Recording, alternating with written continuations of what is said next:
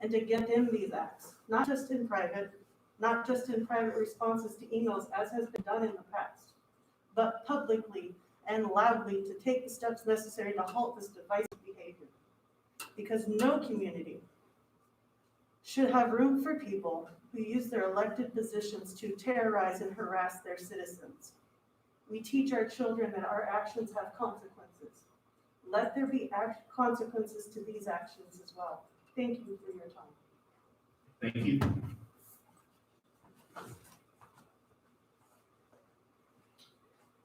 Would anyone else like to speak before we go to emails? I don't know if the internet connection is working, because several people are emailing saying that they can't watch the meeting. Is it not back up and going? It's back up and going. I reset Okay, it. sorry. Are we good?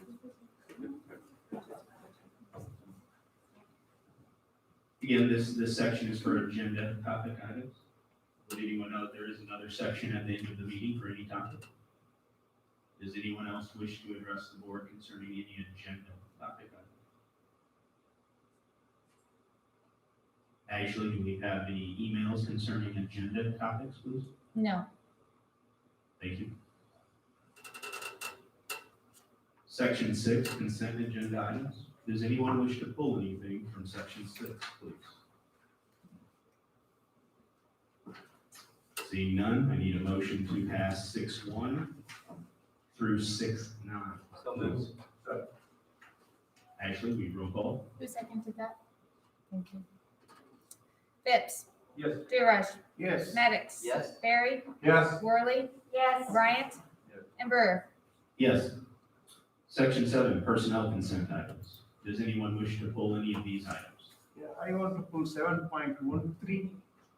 7.13, you said? Yeah. Okay, 7.13 is pulled. Does anyone wish to pull any other items?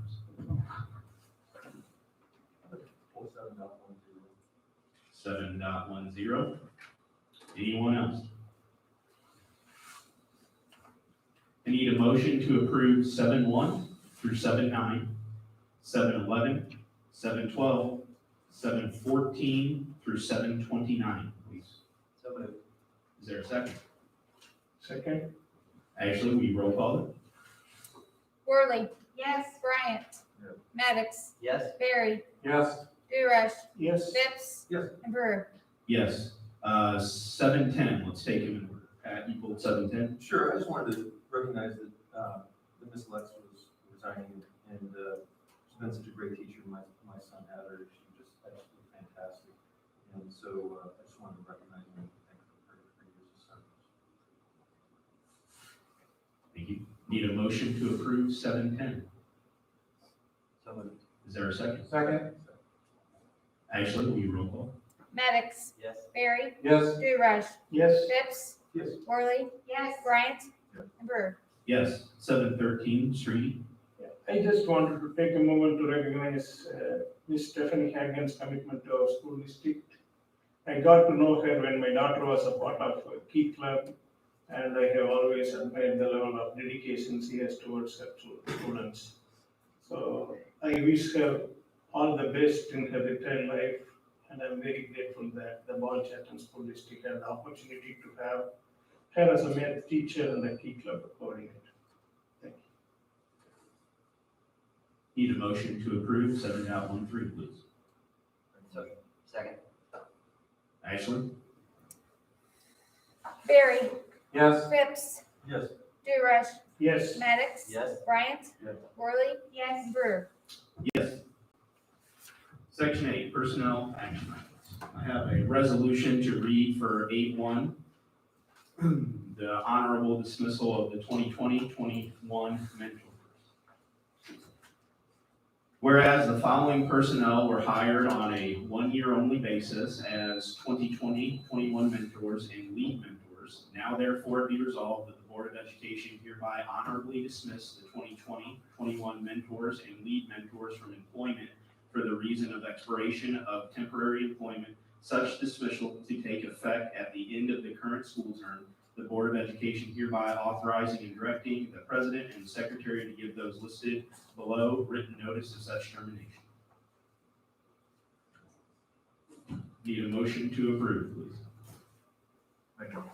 Is there a second? Second. Ashley? Phipps. Yes. Maddox. Yes. DeRush. Yes. Barry. Yes. Worley. Yes. Bryant. And Brewer. Yes. 8.2, honorable dismissal of pre-K through 16 leaders and 7 through 12 department coordinators. Whereas the following personnel were hired to cover at-will extracurricular position, now therefore it be resolved that the Board of Education hereby honorably dismisses pre-K through 8 academic team leaders and grades 7 through 12 department coordinators listed below from employment for the reason that releasing these positions gives the district an opportunity to evaluate leadership, which may be necessary due to staffing changes and transfers. The Board of Education hereby authorizing and directing the president and secretary to give all team leaders and department coordinators below written notice of such termination in accordance with 105 ILCS 5-24-12 of the School Code of Illinois. Is there a motion to approve? So moved. Is there a second? Second. Ashley? Worley. Yes. Phipps. Yes. Bryant. Yes. DeRush. Yes. Barry. Yes. Maddox. Yes. And Brewer. Yes. And just for the record, these items occur every year, correct, guys? Yes. You wanna comment? No, a lot of times when you do see a dismissal or discharge, sometimes that's seen in a negative light, and this is no such thing. This just gives us the opportunity to hire these positions for 1 year, honorably dismiss them, and then hire them according to need for the following for next year. Thank you. New business, 9.1, policies for first reading. This is information only. I'd like to move, I'd like to move to table, item number 9.1. Is there a second to table? Second. Ashley, will you roll call the table of 9.1? DeRush. Yes. Phipps. Yes. Maddox. Yes. Worley. Yes. Barry. Yes. Bryant. Yes. And Brewer. Yes. Section 10, communications, future board meeting dates. We have a facilities and grounds meeting on April the 7th at 4 p.m. Finance on April the 20th at 4 p.m. Next regular board meeting, April the 28th, 6:30 p.m. Those are information only. 10.2, opportunity for visitors to address the school board concerning any topic, and we'll start with in person. Does anyone wish to? Please come to the podium and state your name, and you have up to 5 minutes. Good evening. My name is Tracy Kimball, and I'm the BCEA Vice President and the officer in charge of the School Board Forum. The School Board Forum Committee and I would like to thank the seated school board members that were invited to attend. Hopefully you had an opportunity to learn more about your potential future board members. We would also like to extend our thanks to the candidates themselves. Their adherence to my rules and respect for the time keeping really allowed for all the candidates to be heard, and I hope that they had a positive experience. Finally, we'd like to thank our community. It was our goal to incorporate a variety of topics and questions. The selected questions were based on the applicability to all candidates without bias. Without the interest and involvement from the community members, coupled with the outpouring of emails, the forum surely would have been a failure. So thank you. On a personal note, I need to thank the committee members. Their dedication, diligence, and hard work are traits that I try to emulate every day. And we would like to remind the public to please get out and vote on April 6th. Thanks. Thank you.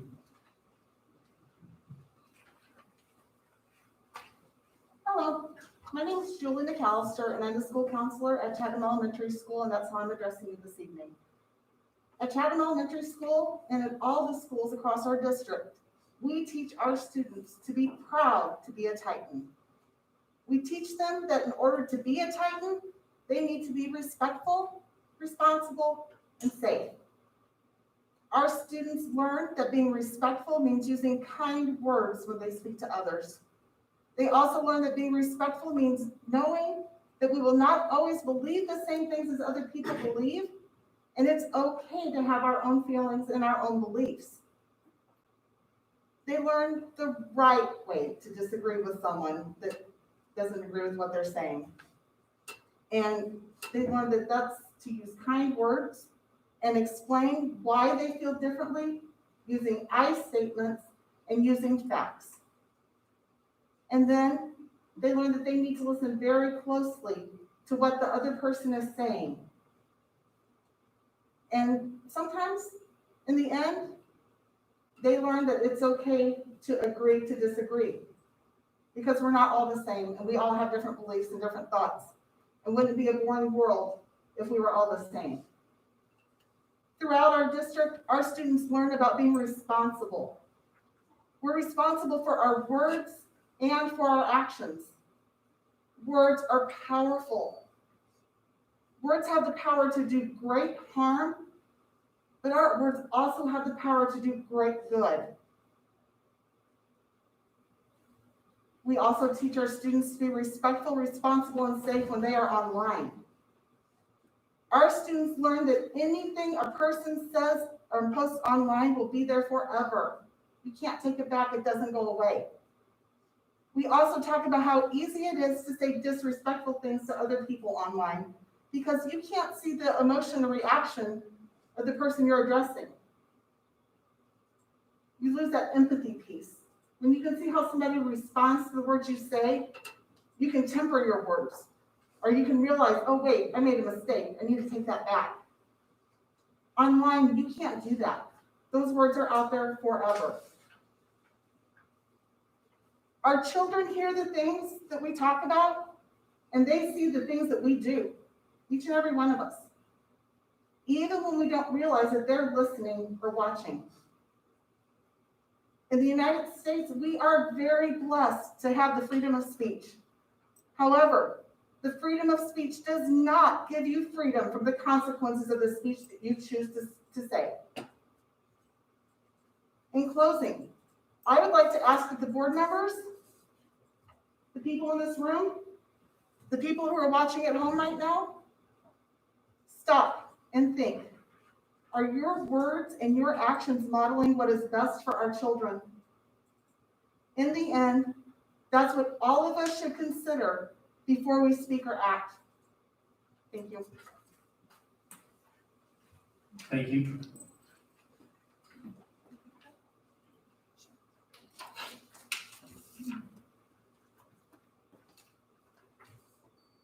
Hi, my name is Laura Liska, and I'm the parent of 2 children in the district.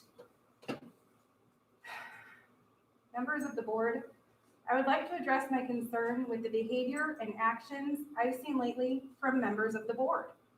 I'm not naming names or even situations. My purpose here tonight is not to sling mud. I'm not here to get into a fight. I'm not here for an argument. I'm simply here to ask the entire board to remember the code of conduct they agreed to when elected to their positions. The board member code of conduct can be located on the school district's webpage.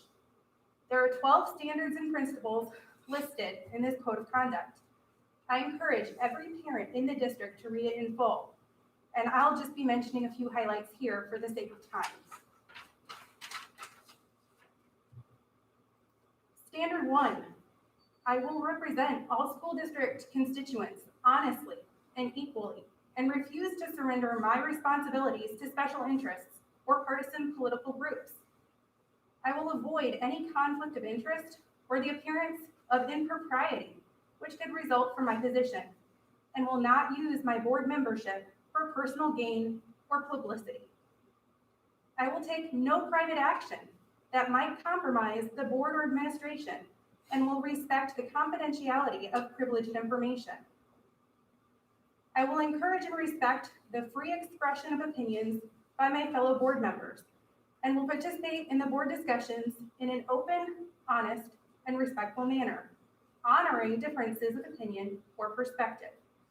I will respectfully listen to those who communicate with the board, seeking to understand their views, while recognizing my responsibility to represent the interests of the entire community. Those are just the highlights. I'm asking that every board member remember their duty to uphold this code of conduct across all public forums, in person or online, As board members, you represent this school district and this community. You are a role model to our students. Words, like actions, have consequences.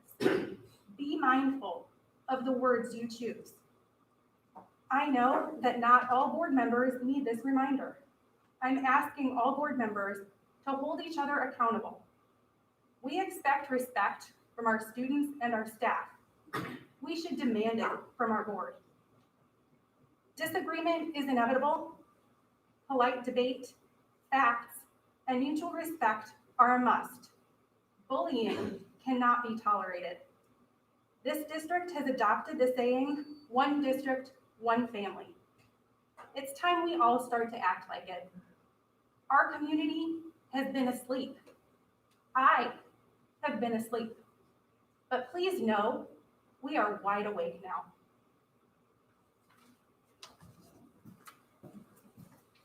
Thank you.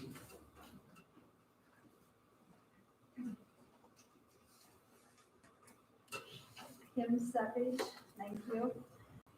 When I'm working, I have a Post-it note on my computer that I encourage anyone to take a Post-it note out and write and keep handy for them. And I have the question written, where are you going to put your focus? And I find that helps me day in and day out with whatever my goals are. There's an optimist and an author by the name of Simon Sinek that says it best when he states that a team is not a group of people who work together.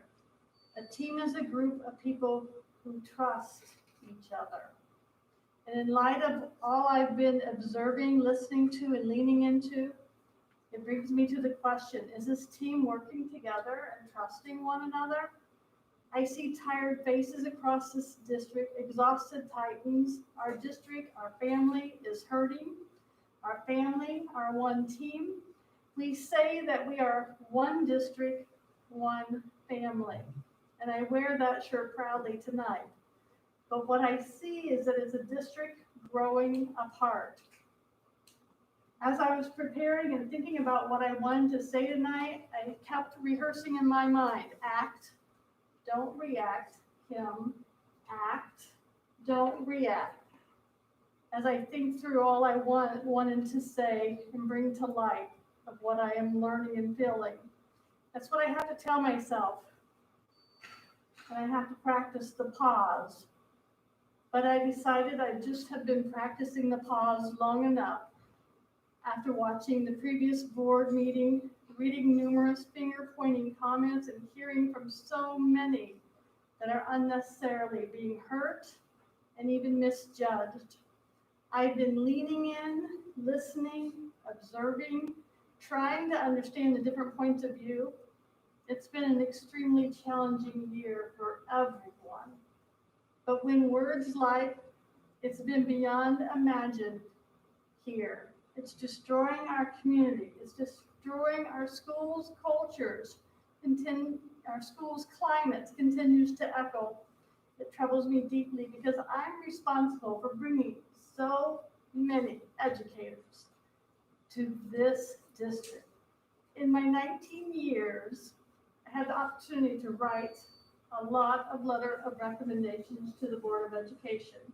And I thank you, especially those that are sitting here, that welcomed those, received those, and hired so many amazing staff members over my years. Over my years as administrator, you also encourage people to pursue further, to become leaders in the district, to become administrators. Maybe don't tell them all the inside things. On an open house night, remind somebody back there in the corner, are you sure you know what you're getting into? So clearly remember that night at Chatham Elementary. But look around this district. I've had the pleasure of having them directly in my school, under me at Chatham Elementary. Jen Farnsworth, Dan Lund, Steve Rimbush, Tricia Burke, Holly Rimbush, and God bless and rest her soul, Tammy Kuhn, all educators. I had the privilege to lead, guide, encourage, and not be totally honest about what the position really is all about. Except for Jen, maybe. I pushed her a little farther in a little different direction. And I'm so thankful for where she is at. This district believes in growing our own. And it troubles me to see what's going on, because as I work at the university now, growing future teachers, sending into the school district here in Ball-Chatham, because I know how important it is to grow our own. The culture is struggling, and it worries me. Culture drives behavior. Behavior drives habits. Are we placing our focus on creating the climate and culture where people want to stay? Whether it's the board team or board teams in the future, we must invest in the time and the right kind of energy to create a desirable culture that brings people to want to work, live, send their children here. And it begins with your own goal, number 9, where you state the district will aggressively seek broad-based two-way communication through a variety of methods in order to connect with and engage the community. And this learning community, our community wants to be involved. Right now, we are nurturing those that are charged with teaching and nurturing the students. Are we doing it? Are we interested in the mission and vision of our district? Are these belief statements just statements or beliefs? We believe that collaborative teamwork and effective communication leads to success. We believe in the culture that promotes positive relationships. We believe in strong character, personal integrity. We believe each person adds value to our organization. Please don't lose sight of your mission, your vision, your belief. Our community makes it possible, our staff makes it attainable, our students make it happen. I know that everyone's tired, and it's been beyond imagined challenges for the last 12 months that feel more like 12 years. The families, the Titan families, can turn all this pointing and blaming around if they make it a priority to invest in the relationships. If team members and families don't grow together, they grow apart. And I know that Titans have the grit to do this, for the focus is going, if the focus is given to it, not taking away from it. Focus on communicating, learn what's working, what's not working. Focus on giving each other strength. Focus on the willingness to change for the positive. Focus on the shared mission, vision, and beliefs. And focus on healing. Where are you going to put your focus? Thank you.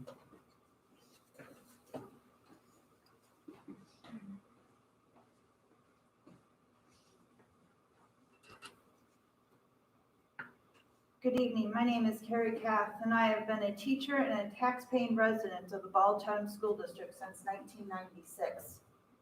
I am here tonight in my favorite role, advocate. The Board of Education has shown disregard to concern that were raised by families and students with disabilities in November, students of color in January, and educators just last week. Your apologies, weak rationales, and silence echoed the borders of this district and beyond. While you so boldly claim your own constitutional rights to make your own personal statements, you've dismissed and denied those same rights of others. You have dismissed or ignored feedback from your employees. You have not sought the feedback from the community you serve. You have made it so that those who are most vulnerable must stand before you so you can pass judgment.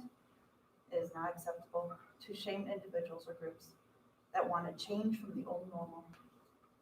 Our students have spoken and you have ignored them, shamed them, and thus added to their trauma.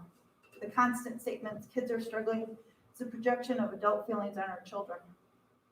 Unfortunately, kids have always struggled in education because they are constantly being asked to learn new things. By saying change is hard or too much and kids shouldn't struggle, is ultimately telling them that any struggles they are encountering while learning something new is not normal or natural. In my 25 years as an educator, I have always witnessed these two facts. Students fail and families struggle.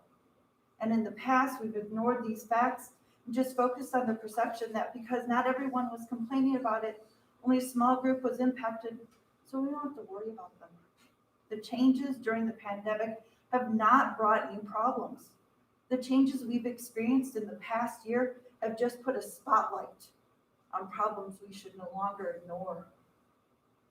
While I have casted votes for the individuals currently sitting on the board, I was choosing with the hope that those elected would work with each other and become a collective group working together to help ensure that the resources are being used to appropriately educate all students. However, I realize that I've made a mistake in how I've chosen my elected officials to represent me, my family, my community. I must add that each individual must be open-minded. Your stance of being 7 individuals sends a strong message that you do not wish to be part of the village that it takes to raise a child. Thank you.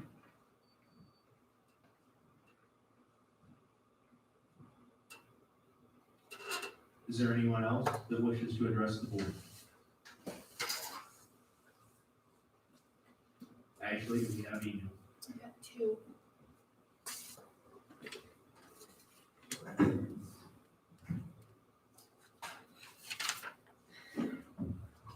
After the rush of decision and then the marathon board meeting last week, I can only hope that the equation is inverse this time.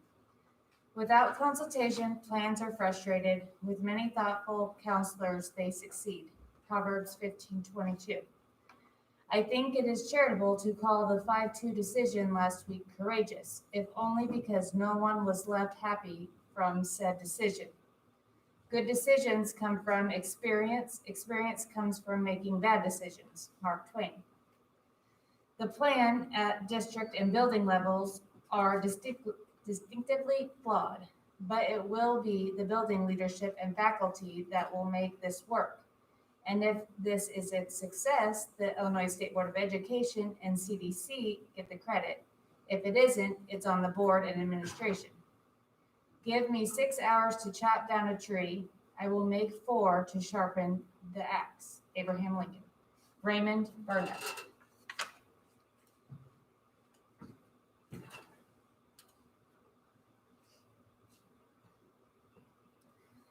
Like many families, I'm shocked about the decision 5 of you chose to make last week. There is absolutely no reason you could have asked the administration for a better, more fair, more feasible, and logical plan to vote on. And there's absolutely no reason such a plan was not waiting in the wings. We all knew we would go back to school, probably gradually, but definitely eventually back to as normal as possible. There should have been multiple plans ready to choose and work through. The fact that 5 of you voted on the plan presented as was and chose to not listen to the majority of the staff or parents who spoke out and still haven't bothered to survey or suggest the administration survey parents or staff is completely unacceptable. That's not what the superintendent is getting paid very well to do and is not what you 5 promised to do as board members. You need to come up with a better plan. And if the administration is incapable of coming up with a better plan, then you need to find a better administrator, period. Especially for virtual learners, this plan is inappropriate. The lack of choice you've given families over the last few weeks of school is inappropriate. Other schools have figured this out. We don't have to reinvent the wheel. You do, however, have a duty to the stakeholders. Talk to us, talk to other people who know how to make this work. Brainstorm, ask for input, and then put it to use. The last meeting was a disgrace. 5 of you completely ignored the majority of the stakeholders and the assistant superintendent, and 1 of you chose to degrade our amazing teachers and staff to boot. A sad day for our district. That same shameful teacher degrading individual has been on a destruction campaign for over a year. He has been completely unprofessional and inappropriate and is not acting in the best interest of our schools. Whoever is in charge of censoring him is doing a truly poor job. He is also currently engaged in a slanderous harassment campaign against an upstanding parent of our community. There is no connection or malicious intent to be found between this parent for previous work and their future hopes of a functioning board. Many of us are hoping and praying for a functioning board, which is why all FIPS has is intuition and public questioning in order to plant seeds of doubt and discontent and sow division within our school community. He's been quite good at this for some time. His lies and intuition are meritless. It is deplorable he has been allowed to continue this reality denying behavior for over a year. This can't possibly be in the best interest of our district. He cannot possibly be the face of our school community. Furthermore, attempting to limit the time for public comments and questions after the disaster that was your last meeting is shameful and possibly not legal. Open meetings are subject to certain set rules. You can't just make new rules because you're tired of listening to people you have been charged with listening: parents, teachers, staff, students, community residents, and other stakeholders. Please figure out a way to do better. Set the standard of excellence our students are held to, because right now you're doing anything but. Respectfully disappointed, Tara Kolvick.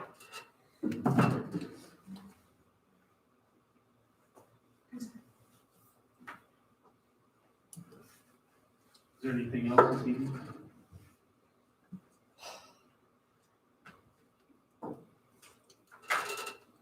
Need a motion to adjourn the regular meeting. So moved. Second. All those in favor? Aye.